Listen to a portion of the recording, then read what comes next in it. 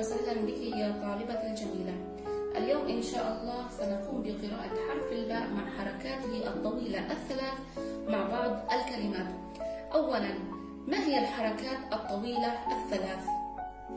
أحسنتي. فتحة طويلة، ضمة طويلة، كسرة طويلة. هنا على هذه السبورة وضعت حرف الباء باللون الأصفر والحركة الطويلة باللون الأحمر.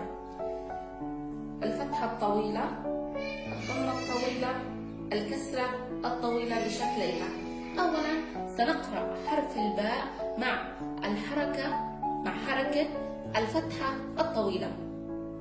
هيا استمعي. باء باء باء. أحسنتي. كمان مرة. باء باء باء. الآن حان دورك.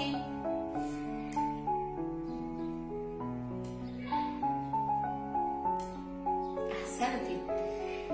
الآن ننتقل إلى حركة الضمة الطويلة. استمعي. بو بو بو. الآن بتمثيلها باليد. بو بو بو. جاء دورك.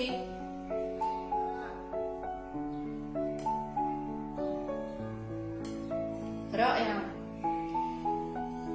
اليوم لدينا حركة مد جديدة تعلمناها بالأمس، وهي الكسرة الطويلة. وهناك نوعان من حركة المد الياء، هذا الشكل وهذا الشكل، لكن نفس النطق نفس اللفظ. بي بي بي. بالتمثيل باليد نشد ونسحب. بي بي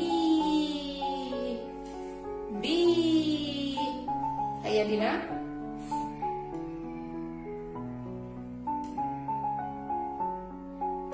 أحسنتي. ننتقل إلى الشكل الآخر، نفس اللفظ.